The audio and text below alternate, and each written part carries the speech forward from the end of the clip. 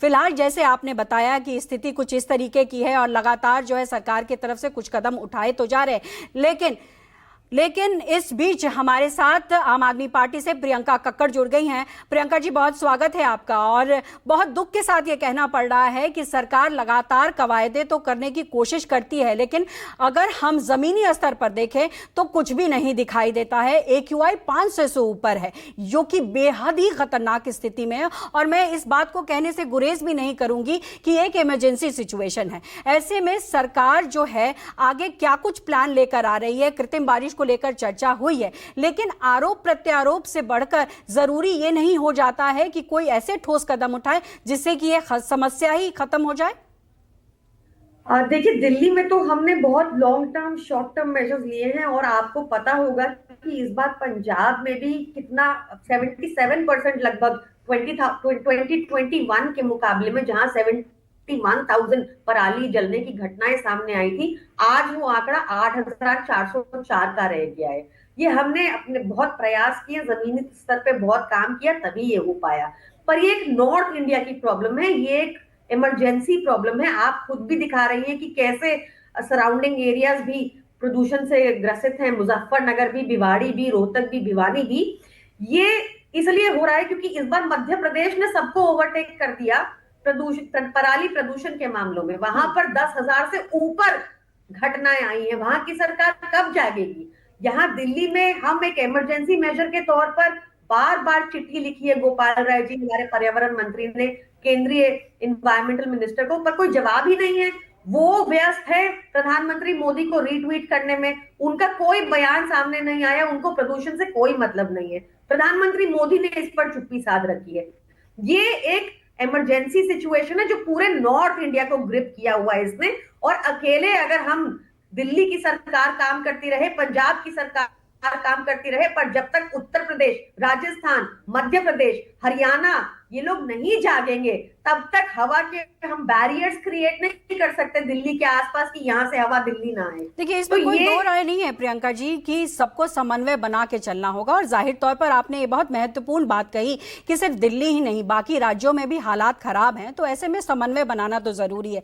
लेकिन सवाल ये उठता है कि अगर समन्वय नहीं बन पा रहा है और ऐसी स्थिति हर साल दिल्ली, NCR या हम देखें हरियाणा या पंजाब में हो रही हैं, तो ऐसे में कुछ तो ठोस कदम उठाने पड़ेंगे कि नहीं?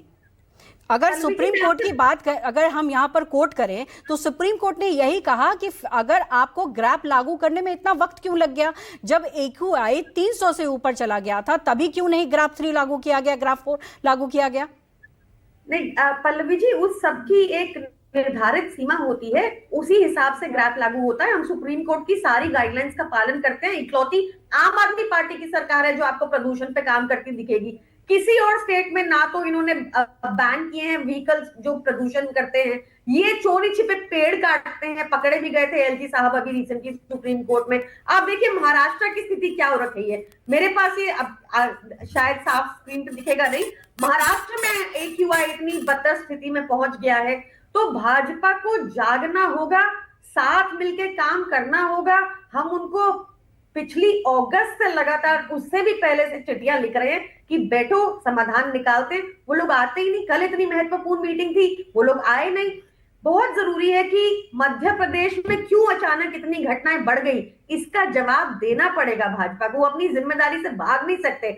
आज अब सुनिए कितना हास्यास्पद वक्तव्य दिया मनोज तिवारी जी जो सांसद हैं। वो कहते हैं कि प्रदूषण एक स्टेट सब्जेक्ट है। प्रदूषण स्टेट, हवा क्या स्टेट का सब्जेक्ट हो सकता है? हवा तो वही हर जगह फैल रही है ना।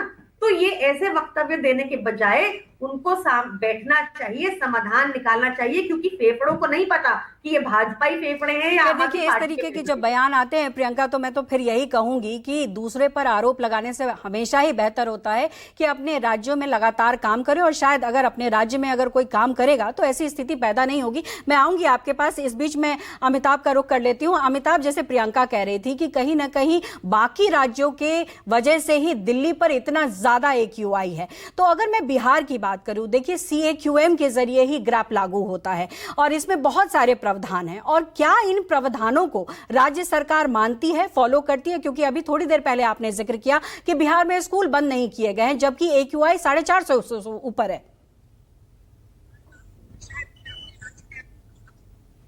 कि इससे पहले जब एक्वा लेवल की बात चल रही थी तो पटना में भी कई जगहों पर इस तरह के जो टावर लगाए गए हैं जहां पे सीधे तौर पे लोग जानकारियां प्राप्त कर सकते हैं। लेकिन पटना की अगर हम बात करें तो जिस तरीके से जब 2 दिन पहले जब हंगामा हुआ था और करीब 480 से ऊपर पटना का एक्वा लेवल पहुंचा था, उसके बाद नगर निगम की यहाँ नींद टूटी और उसके बाद सिर्फ पानी का सिर्फ छिड़काव किया जा रहा है। इसके अलावा ये आदेश पहले से है, हाईकोर्ट का भी है कि जो अंडर कंस्ट्रक्शन बिल्डिंगें हैं जहां पे कंस्ट्रक्शन का काम चल रहा हो उसको कवर करके काम चला जाए। लेकिन अब पटना में इस तरह का कोई जो कह सकते हैं जो जागृति लोगों में जो है ही नहीं, क्योंकि वो खुलेआम बना रहे हैं। और खासकर पटना में फिलहाल जो बढ़ रहा है उसका जो कारण जो जानकार जो बताते हैं उनका कहना है कि जो यहाँ डबल डेकर पुल बन रहे हैं और मेट्रो का जो काम चल रहा है वो भी ओपन में चल रहा है, और जिसके चलते जो इस तरह का जो इलाका है जहां पर एक्वा लेवल सबसे ज्यादा है वहां पे ये ज्यादा खुले में जो काम हो रहा है उसको एक कारण माना गया। लेकिन इसके लिए कोई उपाय यहाँ पे अभी तो फिलहाल नहीं किए जा रहे हैं।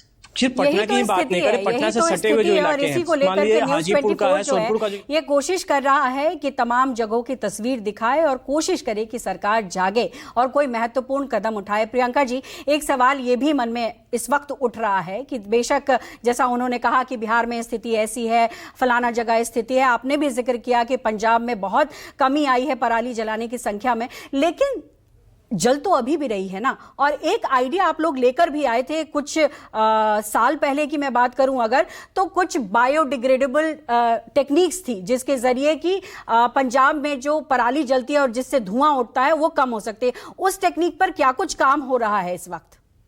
पल्लवी जी, इस बार आप अभी रिसेंट अक्टूबर का वक्तव्य सुनेंगी अगर केंद्रीय कृषि मंत्री शिवराज सिंह चौहान का। उन्होंने ना ही सिर्फ पंजाब की सराहना की है पर उन्होंने ये तक कहा कि ये बायोडिकम्पोजर हर जगह यूज होना चाहिए। हम तो इसको कर रहे हैं, चाहे दिल्ली में भी यूज हो चाहे पंजाब में भी यूज हो। इसके अलावा भी हमने बायोमास प्लांट्स बनाए हैं, इसके अलावा भी हमने इन सेटू एक्स सेटू बहुत सारे मेजर्स लिए हैं। हमने वहां के सीएम ने बहुत सारे क्रॉप्स जो यील्ड करते थे ज्यादा पानी, उसको भी उन पे भी रोक लगा दी है। हमने अपनी तरफ से काफी ज्यादा काम किया जिसका परिणाम ये है कि केंद्र कृषि मंत्री को भी सराहना करनी पड़ी पंजाब की। बट मैं फिर वही कहूंगी कि देखिए, एक तरफ अगर सुधार आया है इतना भारी तो दूसरी तरफ मध्य प्रदेश में इतना ज्यादा खराब कैसे हो गया? क्या हुआ कि उत्तर प्रदेश में ज्यादा पराली जलाई जाने लगी पिछले साल के मुकाबले? वो ठीक है कि आप मध्य प्रदेश का आंकड़ा दे रही हैं प्रियंका, लेकिन दिल्ली की स्थिति तो बहुत खराब है इस वक्त और लगातार तमाम कदम उठाने के बावजूद AQI कम नहीं हो रहा।